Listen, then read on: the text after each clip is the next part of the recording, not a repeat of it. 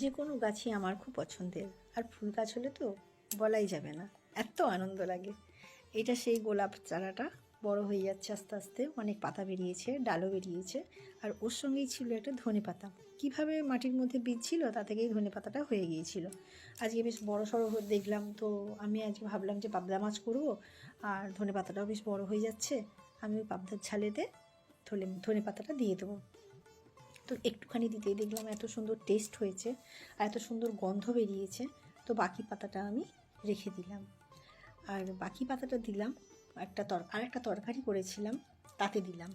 সেই তরকারিটা আমার শ্বশুরবাড়ির খুব পছন্দের তরকারি, শ্বশুরবাড়ির সবাই ওই তরকারিটা খুব ভালোবাসে। সেটা হচ্ছে বাড়িতে বানানো ওই বড়ি ছিল, ফুলকপি, আলু, টমেটো, কাঁচা লঙ্কা আর সর্ষে আর পোস্ত বাটা। সর্ষেটা ছিল কালো সর্ষে, যেটা রাই সর্ষে, আর কাঁচা লঙ্কাটা বেশি ছিল তরকারিটাতে।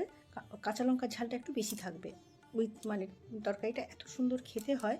আর তাতে ওই ধনেপাতাটা আমি দিয়ে দিয়েছিলাম, বাকি ধনেপাতাটা। আর এই রান্নাটাতে একটু তেল বেশি লাগে, সর্ষের তেলটা একটু বেশি লাগে, খুব সুন্দর খেতে হয়। আর তার সঙ্গে ছিল বেগুন ভাজা। আর বাচ্চারা স্কুলে গিয়েছিল, ওদের একটু চাউমিন করে দিয়েছিলাম। তো চাউমিন ওর বাবাকে একটু টেস্ট করার জন্য সামনে একটুখানি রেখেছিলাম, একটু